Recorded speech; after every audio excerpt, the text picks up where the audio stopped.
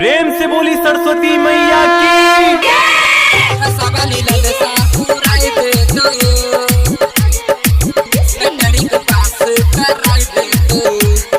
आप सुन सिंगर गोरे गौरव को। सरस्वती मैया के चुनरी चढ़ा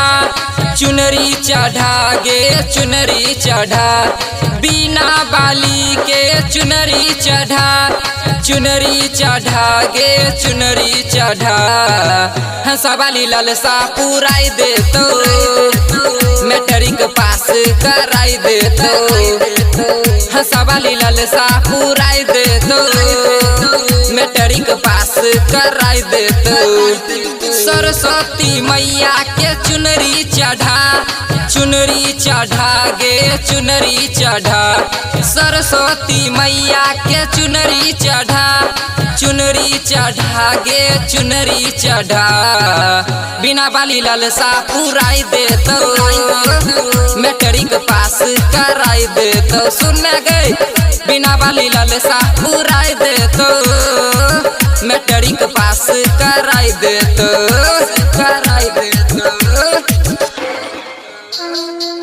प्रेम से बोली सरस्वती मैया की।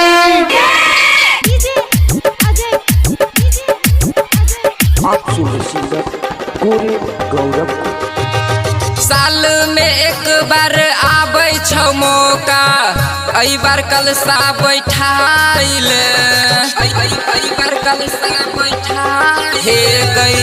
साल में एक बार मिलै छौ मौका, अई बार कलसा बैठाइल।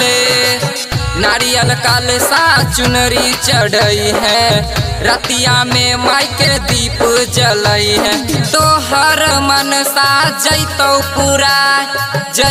पुराई गे जैतौ पूरा।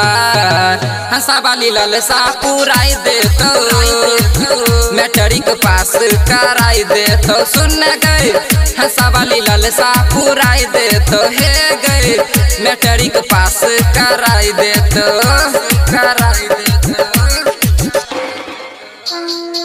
प्रेम से बोली सरस्वती मैया की।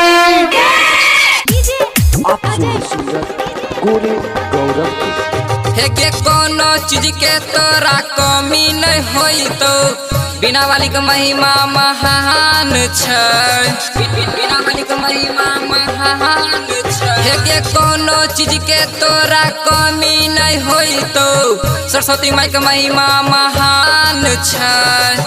राइटर शुभम पचरा लिखल को, गायक गोरे गाय के सुनल को। मैया के अब की जयकारा लगा